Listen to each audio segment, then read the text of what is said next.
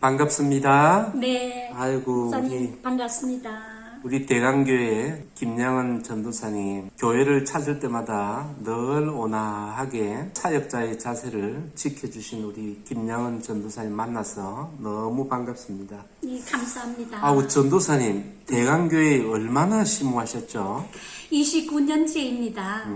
아이고, 29년이면 젊었던 시절 평생을 하나님의 사역을 위해서 헌신을 하셨네요. 네. 대강교회 어느 시대부터 전도사님 부임하셔서 사역하셨나요? 네, 대강교회가 그때가 1993년 5월 말에 제가 왔는데 지금 현재 이 교회가 아니고 촬영소 사거리 거기에 저희들이 새로 얻어서 있을 때였습니다. 전도사는 지금 교구사역하고 교육부서를 맡으시고 있으시다고요? 네네. 예. 유초동부를 맡고 계시나요? 네네. 최근에 무릎 시술 때문에 고생을 하셨다던데. 네네. 무릎 때문에 이 무릎을 다쳐서 제가 시술하게 되었는데 제가 혼자 살다가 보니까 저희 교회 한 권사님께서 보호자가 되어서 병원에 같이 가서 저를 이제 입원시키고 또 시술해서 나오는 것까지 다 확인하고 그리고 하루 한 번씩 그분이 가정 가사 일을 하시면서 직장 생활을 하셨습니다. 근데 저녁이면 꼭 한 번씩 찾아와서 안부 알아보고 가시고 태어난 날도 비가 쏟아지는 날인데 오셔서 저를 퇴원시키고 집에까지 데려다 주고 가시고 그런 그 권사님 많은 분이 있지만 그 권사님을 참 잊을 수가 없습니다. 교회에 거의 30년 가까이 있었는데 성도와 교역자를 하면서 주 안에서 한 가족처럼 관계가 형성됐네요. 네네. 그 전도사님 고향은 어디시죠? 고향은 경남 밀양입니다. 태어난 것은 경남 밀양이지만 밀양이요. 제2의 고향은 단연 대강교회입니다. 대강교회를 알 수 있습니다. 네네. 그 정도로 대강교회 네네. 가족처럼 네. 지금까지 섬겨오셨는데요. 주일학교를 하면서 전도도 많이 하셨다던데요. 네네. 저희들이 한참 빌립 훈련을 받아서 전도 한참 활기차게 할 때 그때 주일학교가 참 많이 부흥됐습니다. 근데 거기에 잊을 수 없는 일은 6학년 한 어린애를 권재훈이라고 있습니다. 6학년 때 찐빵을 가지고 전도를 했어요. 안흥 찐빵을 가지고 전도를 했는데 그 이튿날 그 비싼 찐빵인데? 예, 안흥 찐빵을 가지고 토요일 날 전도를 했는데 그 다음 주일 날 걔가 약속한 대로 교회를 찾아왔습니다. 그랬던 걔가 지금 대강교회에서 자라서 지금은 대학생이 되고 지금 군 복무 중에 있습니다. 근데 그 학생이 믿음이 얼마나 들어가서 드럼을 배워서 교회에서 군 복무하면서 공익 근무를 하니까요. 주일마다 오후 예배 나와서 드럼을 치는 봉사를 하고 또 그 학생이 믿음이 들어가서 겨울 방학이면은 한 2번 정도 선교도 다녀오셨습니다. 예. 그런데 그 학생이 동생을 또 전도해서 데려와서 권재희라고 주일학교 1학년 때 걔 오빠가 데려와서 지금 제 밑에서 주일학교를 거쳐서 지금 벌써 고3이 되었습니다. 그래서 앞자리에 나가서 권사님과 함께 매 주일마다 찬양 봉사를 하고 있습니다.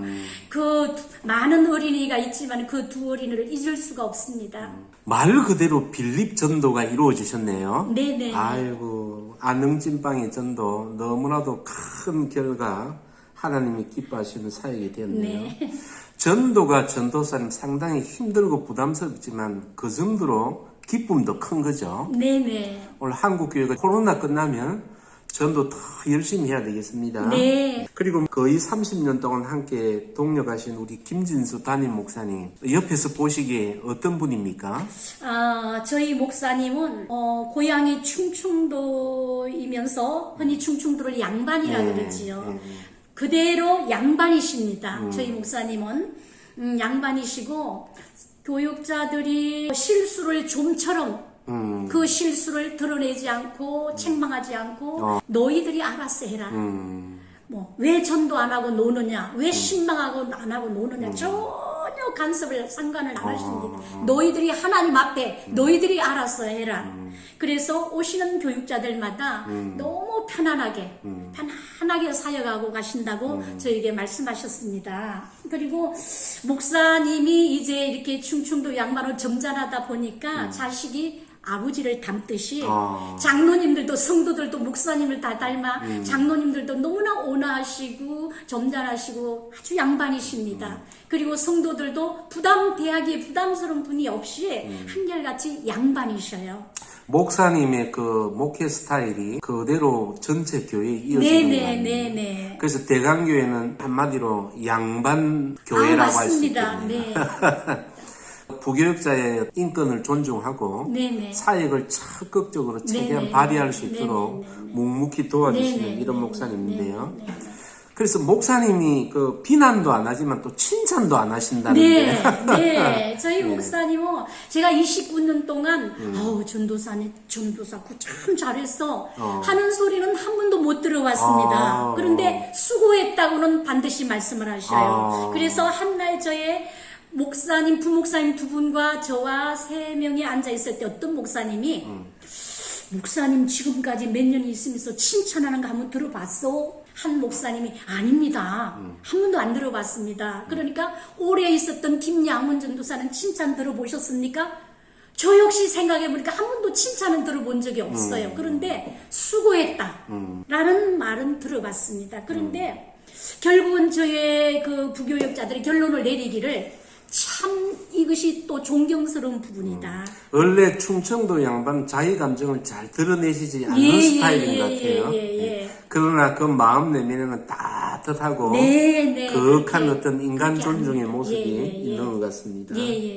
특히 목사님이 어떤 부분이 좀 존경하실 부분인가요? 목사님 존경은 제가 몇 가지가 있는데 첫째는 기도를 너무나 많이 하시고요. 기도에 목숨을 걸은 분이십니다.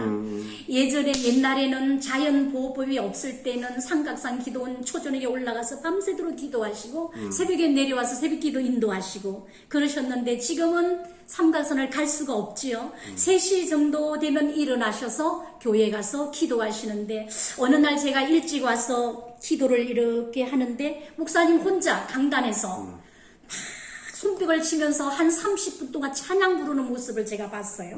그럴 때 참 어린아이 모습으로 하나님 앞에 저렇게 손뼉을 치면서 드리는구나. 제가 너무나 감동이 되어서 우리가 예배 드릴 외에는 찬양을 흔히 평상시에 잘 부르지가 않더라고요. 그래서 목사님을 닮아서 저도 본받아 실천하고 있습니다. 예배 마친 후에 성도들이 다 가신 후에 혼자 찬양을 막 손뼉을 치며 부르고 또 제가 좀 실수를 해서 시간에 한 몇 주 하면서 집에서 그 시간 일어나 기도하고 또 목사님처럼 찬양을 부르고 합니다. 그 모습이 너무나도 존경스럽고요. 또 목사님이 강당사수의 정신이 정말 제가 여러 교회에 봤지만은 어떤 교회에 있을 때는 목사님이 월요일 새벽은 저한테 설교를 꼭 시키는 교회가 있었습니다. 피곤하시니까.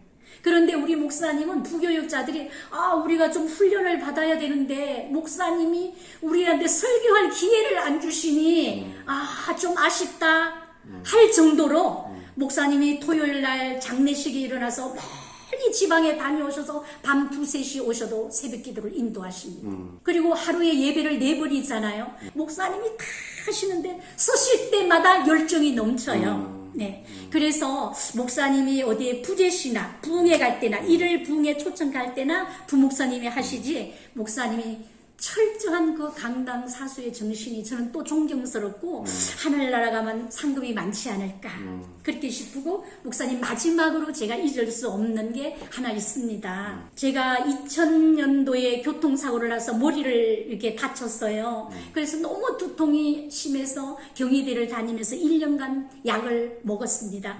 그 약을 하루에 3번 먹는데 먹기만 하면 졸려서 생활이 안 돼요. 그러니까 사역이 제대로 안 돼요.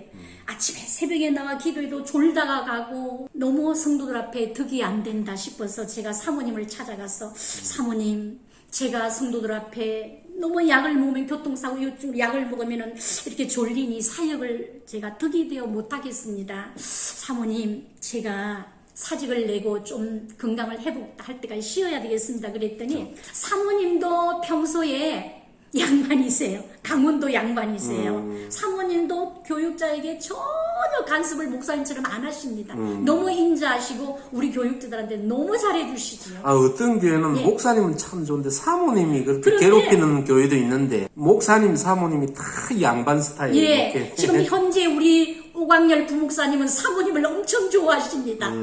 예, 혹시나 목사님이 이제 오광열 목사님은 주의를 주잖아요. 주의를 주가 조금 우울하면은 사모님이 그거를 풀어주십니다. 그래서 그런 사모님을 저는 옆에서 너무나 존경스럽습니다. 그리고 사모님은 제가 혼자 사니까 제가 아플 때 얼마나 전화해주고 챙겨주시는지 몰라요. 반찬도 해서 챙겨주고 참 잊을 수가 없습니다. 근데 어떤 데는 목사님보다 사모님이 더 사모님이 존경스럽고 사랑할 때도 있습니다. 그래서 사모님을 찾아가서 말씀을 드렸더니 사모님이 전도사님 우리 교회 올 때 끝까지 같이 하겠다 하지 않았느냐. 근데 아픈 사람을 우리가 어떻게 보내느냐. 전도사님 참 아프고 힘들면 목사님한테 말씀해서 한 3개월 동안 휴가를 얻어서 쉬도록 하시라. 그렇게 말씀해 주셨어요. 그리고 목사님을 찾아가서 목사님 제가 지금 교통사고 후유증으로 사역이 너무 힘드니 목사님 제가 사직을 하고 좀 건강을 회복할 때가 쉬어야 되겠습니다. 그랬더니 목사님이 전도사님 제가 옛날에 단독 목회를 5년 한 적이 있었기 때문에 단독 목회를 하겠다면 내가 보내주겠다. 그렇지 않으면 여기서 이 고비를 잘 이겨내서 우리가 같이 여기서 끝내자. 이렇게 하시고 저를 붙잡아 주셨어요. 그래서 그 순간에 너무나 큰 감동을 받아서 그 목회자의 말 한마디가 큰 감동을 진짜. 그래서 한 분의 감동이 제가 29년을 간직하면서 야 이런 목사님 사모님을 끝까지 내가 잘 섬겨야 되겠다. 큰 각오를 그때 하게 되었습니다. 그러면서 그 감동을 가지고 조금 어려운 일이 혹시 있어도 그 감동을 되새기면서 예, 감사하면서 지금까지 대강교회를 섬기고 목사님 섬겼는데 제 나름대로 섬겼다고 하는데 제대로 과연 잘 섬겨졌는지 하나님 앞에 자신을 돌아보면은 부족한 점이 많고 아쉽습니다, 목사님. 참 이번에 인터뷰를 하면서 목사님께서 성도들이 무덤에서 요람까지 헌신의 노력을 하는데 교육자들에게도 마찬가지로 그 마인드로 충청도 양만 목회를 하는 거 보고 참 이분이 덕장이구나. 사실 이렇게 배려하는 가운데 성도도 교육자들이 더 열심을 내어서 하나님 나라를 이룩할 수 있는 이런 좋은 결과를 보고 너무 많은 감동을 받았습니다. 네, 아유, 전도사님 감사합니다. 앞으로 건강하시고 더욱더 동력하여서 주의 나라 확장과 대강교회를 섬기는 일에 헌신해 주시기를 바랍니다. 네, 감사합니다. 감사합니다.